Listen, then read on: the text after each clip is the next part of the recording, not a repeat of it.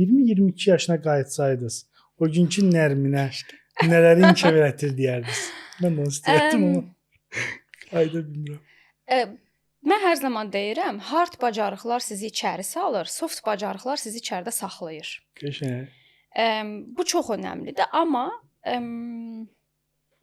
çox güman ki, əgər bir seçimim olsa, proaktiv olmağı tövsiyə eləyərəm, reaktiv olmaq yerinə. Bunu indiki gənclərdə də görürəm. Özüm də gəncəm bu arada. Çox da gənclər deyirəm.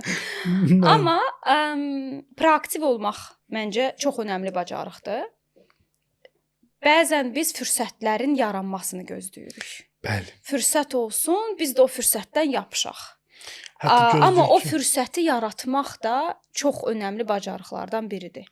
Ona görə özümə əvvələ qayıtsaydım, daha reaktiv yox, proaktiv olmağı çox tövsiyə edərdim.